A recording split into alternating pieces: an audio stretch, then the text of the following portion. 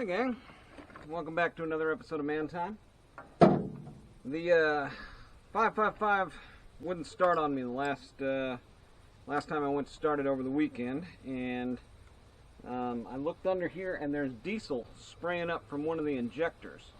So I'm trying to figure out what's causing that, where it's coming from. It looks like initially it might have been from the diesel line coming from the injection pump, but that doesn't seem to be the case. I loosened it up, tightened it back down, it's still spraying out. So either there's a ferrule that might be cracked, or something with the injector maybe has come loose or failed on it. So first thing we're going to do here is to get the muffler disconnected from the exhaust manifold.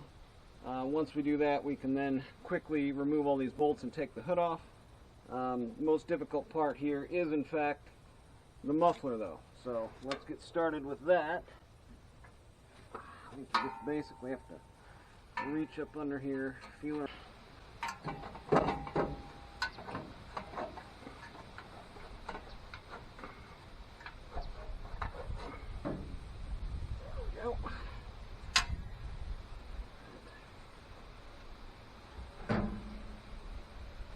Alright, now the fun and easy part of the job. All we gotta do is find the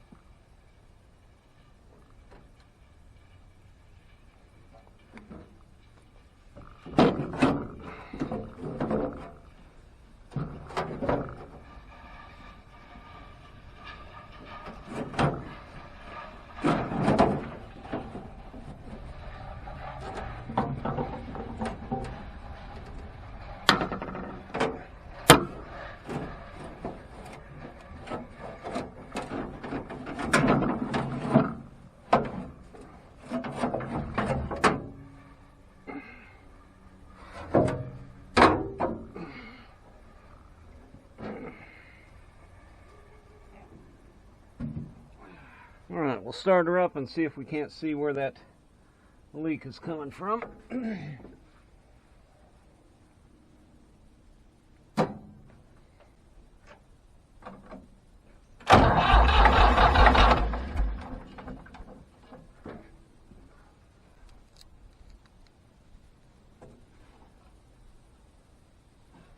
It's obviously coming from right there, right? So can't really see where it's coming. Okay, I see it now. Yeah, it's coming from right there. So,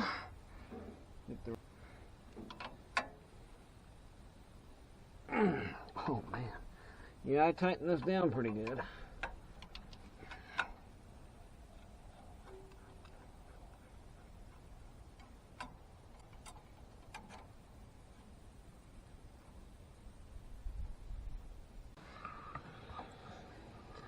Yeah, so looking really closely right there, and this thing isn't going to focus on it, of course, but it looks like there's a crack in the hard line right there.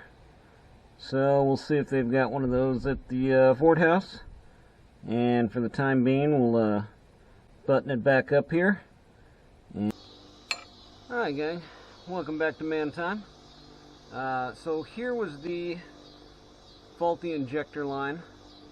And what happened was it got a crack in it right up here.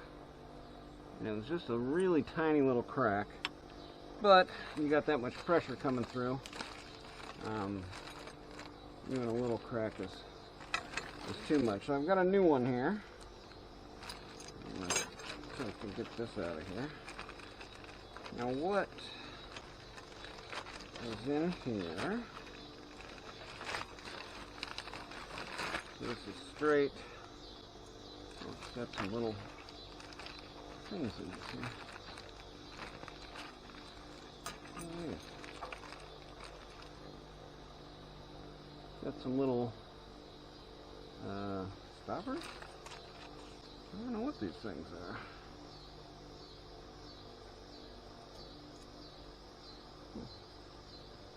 Well, I guess maybe they were screwed in. No. Yeah, they should have been screwed into there to keep debris and stuff out. Of course they weren't. Alright, well, that's fine. Okay, so we're going to try to route this back up and through.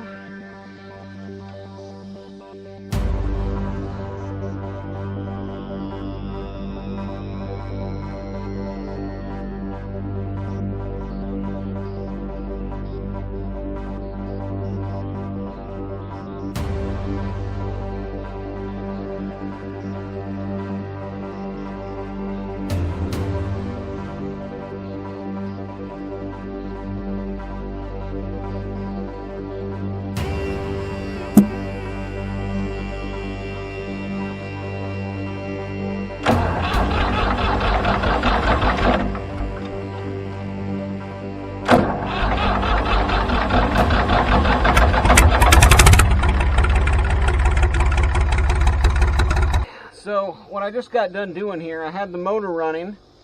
It was obviously too loud to talk, and there was, you know, diesel and stuff shooting all over the place. But on these injectors here, let me bring you in a little bit closer. So on these injectors, they've got internally here, this adjusts the what they call pop-off pressure, right? And it's got this little keeper cap on it. And it's got this little return line that goes to the gas tank for any expelled diesel. All that stuff laying down there, that eventually makes it back into the tank with that line hooked up. But since I adjusted that one, thinking that might have been, it might have moved or might have closed off, and why that line cracked, because the diesel had nowhere to go, I went ahead and started the engine and took off all these caps, and then just listened to the motor as I adjusted the pop-off pressure, you know, tighter and looser, until there was no smoke coming out of the exhaust, and until it had a really nice sound and a really snappy throttle response. So I don't know if that's the best way to do it. Obviously, you know, they sell pop-off pressure kits. It's like a hydraulic cylinder with a gauge on it, and you set the pop-off pressure to whatever. I have one of those. I've done that before. I did that, but just as a quick way to get this vehicle back up and running again, I thought I would try this, removing these with the engine started, adjust that pop-off pressure. Now that I've got it set, I don't want to adjust it. But right in here, there's a area for a flathead. So you would just then take a flathead and adjust left for less pressure and forward for more pressure required for it to pop off, atomize the air, and so on there. So I'll get it all buttoned up here, and we'll start it up and show you how it sounds.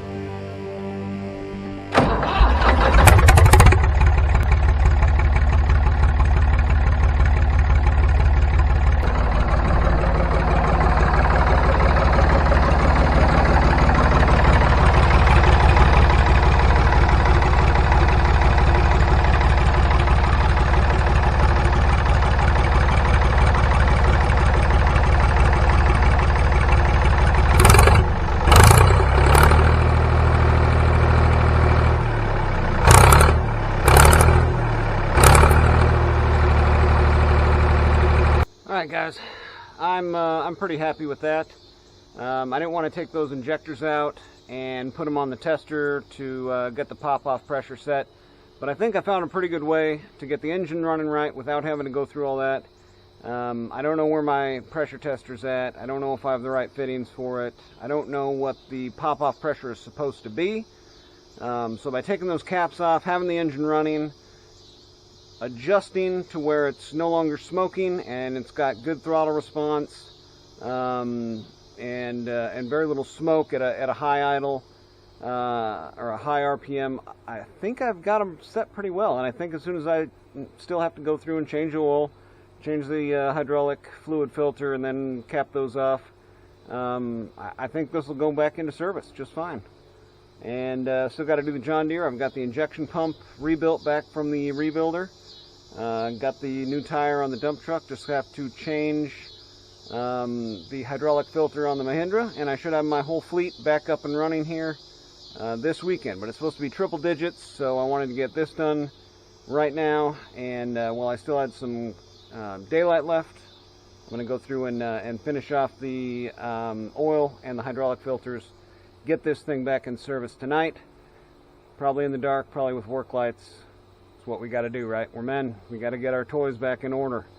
So anyways, that's it for today on Man Time. Get out there, have you some Man Time too. Work on your tools, work on your toys, restore something, make something new again, and have fun. See you next time.